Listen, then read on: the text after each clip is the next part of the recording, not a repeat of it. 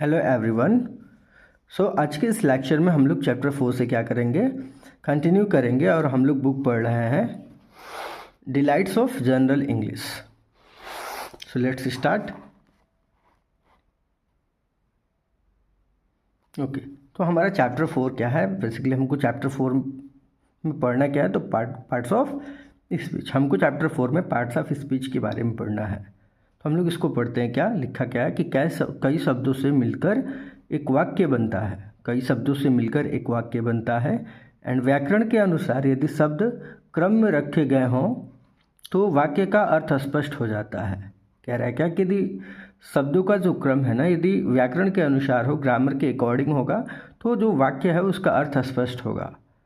Next है कि वाक्य में रखे गए शब्द अलग अलग होते हैं, उनके कार्य भी अलग अलग होते हैं एंड कार्यों के अनुसार शब्दों को निम्न भागों में विभक्त किया जाता है एंड इन्हें पार्ट्स ऑफ स्पीच कहते हैं।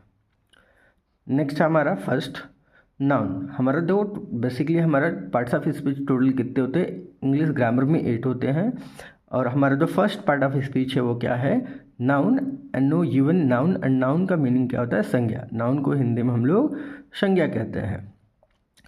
तो क्या लिखा है कि किसी व्यक्ति, वस्तु, स्थान तथा गुण के नाम को नाउन कहते हैं। किसी व्यक्ति, वस्तु, स्थान तथा गुण के नाम को नाउन कहते हैं। जैसे मोहन, दिल्ली, कक्षा, सोना, घोड़ा, ईमानदारी आदि। ये सारे क्या थे? नाउन, संज्ञा के उदाहरण थे, एग्जाम्पल थे। नेक्स्ट क्या है? प्रोनाउन। प्रोनाउन को हिंदी में बोलते हैं सर्वनाम। और इसका क्या देखेंगे हम लोग? डेफिनेशन देखेंगे। जो शब्द संज्ञा के स्थान पर वाक्य में प्रयोग किए जाते हैं उन्हें प्रोनाउन कहते हैं। मीन्स प्रोनाउन किसे कहते हैं? तो pronoun means a word which is used in place of a noun और इंस्टेड ऑफ अ नाउन। मतलब वो वर्ड, वो शब्द जो क्या किया जाए, नाउन के स्थान पे यूज करते हैं ना, उस शब्द को हम लोग क्या बोलते हैं? प्रोनाउन बोलते हैं। एंड जैसे एग्जाम्पल्स है क्या कि मैं, तुम, तू तुम, वह मेरा, हमारा, हम, तुम्हारा, उसका, वे, उन्हें, उनका आदि। एंड तीसरा पार्ट ऑफ स्पीच है हमारा verb. VERB verb. And verb का मीनिंग होता है हिंदी मीनिंग। वर्ब को हिंदी में बोलते हैं क्रिया। जिन शब्दों से काम का होना पाया जाता है या जिनके प्रयोग से वाक्य का अर्थ स्पष्ट होता है उन्हें वर्ब या फिर क्रिया कहते हैं। और इसका एग्जाम्पल जैसे खाना, पीना, सोना, नहाना आदि। नेक्स्ट है हमारा एडजेक्टिव।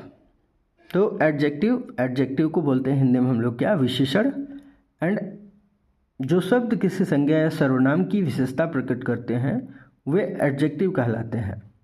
एंड कह रहा है क्या कि जो शब्द मीन्स वो एडजेक्टिव बेसिकली क्या होता है? तो एडजेक्टिव क्या करते हैं? तो नाउन और प्रोनाउन को डिफाइन करते हैं। नाउन और प्रोनाउन के बारे में बताते हैं कि एक्चुअली नाउन और जो प्रोनाउन है वो कैसा है एक्चुअली।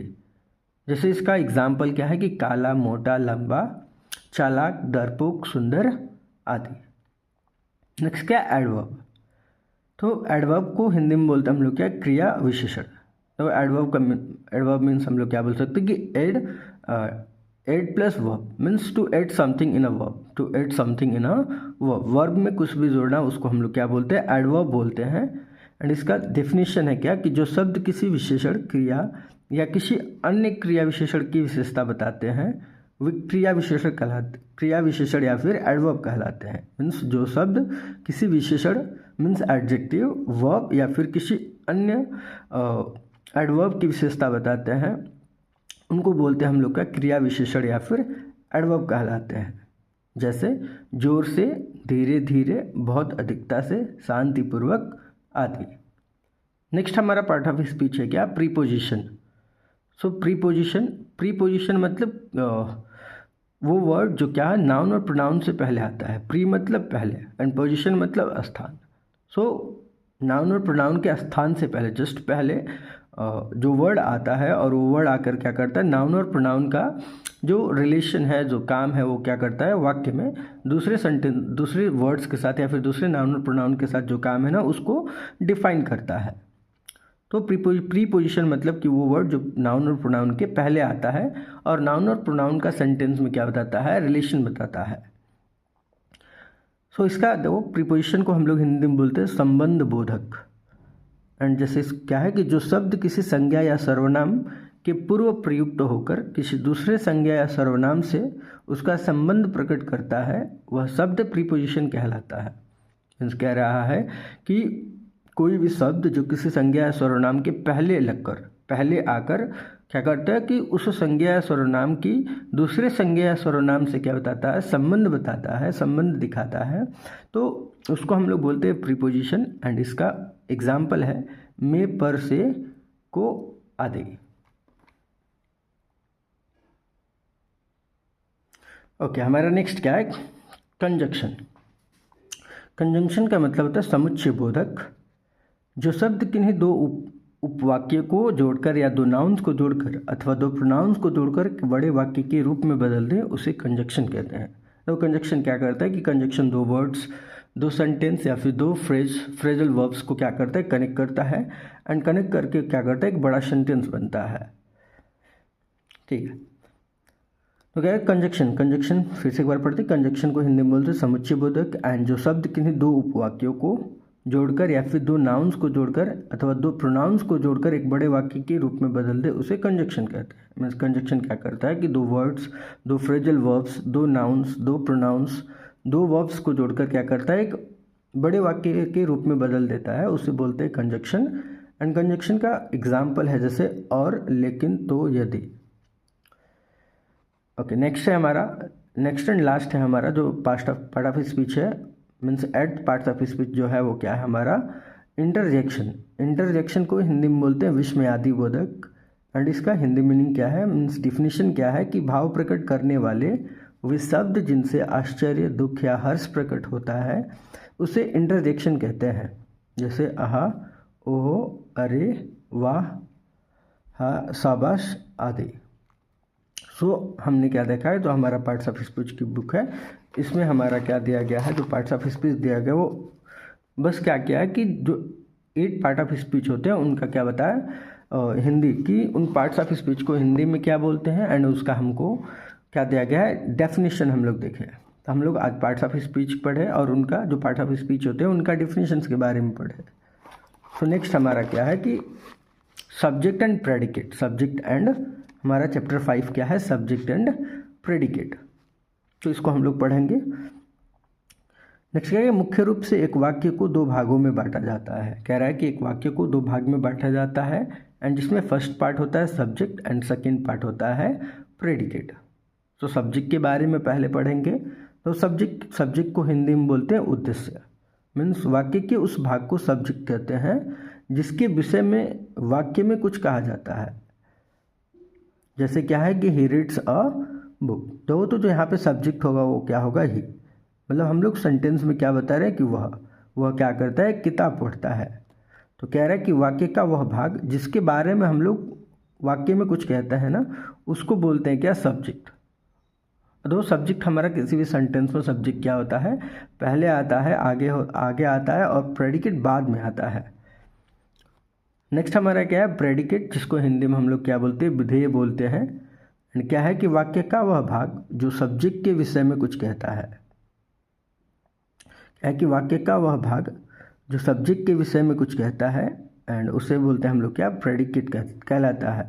जैसे Ravi sleeps at night, means Ravi क्या करता है, रात में सोता है। सो हमने सब्जेक्ट क्या था हमारा, कि सब्जेक्ट मीन्स क्या होता है, उद्देश्य।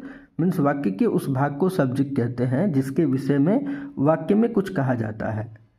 उस एग्जाम्पल क्या था कि he reads a book. And predicate में क्या देखिए, विधेय में क्या, कि वाक्य का वह भाग जो सब्जेक्ट के विषय में कुछ कहता है उसे बोलते हैं हम लोग क्या, प्रेडिकेट कहलाता है। जैसे क्या इधर कि उपयुक्त वाक्य में रवि के बारे में कुछ कहा जा रहा है, इसलिए इस वाक्य का सब्जेक्ट रवि है और रवि के बारे में जो कुछ कहा जा रहा है यानी स्लिप्स एट नाइट, वो क्या है, प्रेडिकेट है। मीन्स देखो सिंपली क्या है कि कोई सेंटेंस है और उसमें जिस व्यक्ति को बोला जा रहा है ना, वो व्यक्ति क्या है, सब्जेक्ट है। एंड नेक्स्ट प्रेडिकेट क्या है, तो वो व्यक्ति क्या कर रहा है या फिर उस व्यक्ति के बारे में क्या बोल रहे हैं, वो हमारा क्या होता है, प्रेडिकेट होता है। सो नेक्स्ट है हमारा क्या, कि सब्जेक्ट के पार्ट्स क्या कि नीचे की तालिका से स्पष्ट हो जाएगा कि सब्जेक्ट केवल संज्ञा ही नहीं होता वरन अन्य पार्ट्स ऑफ स्पीच भी होते हैं।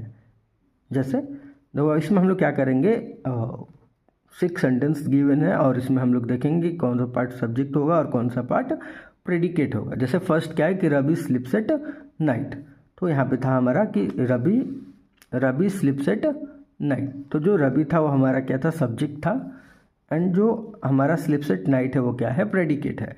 नेक्स्ट क्या था सेंटेंस कि आई वर्क हार्ड, मीन्स मैं कठिन मेहनत करता हूँ, तो जो आई था वो क्या था, सब्जेक्ट था, एंड वर्क हार्ड वो क्या था, हमारा प्रेडिकेट हो जाएगा। नेक्स्ट है हमारा इट इज़ रेनिंग टुडे, मतलब आज बारिश हो रही है, तो जो इट है वो क्या हमारा सब्जेक्ट है, एंड इज़ रेनिंग टुडे ये हमारा क्या हो जाएगा, प्रेडिकेट हो जाएगा।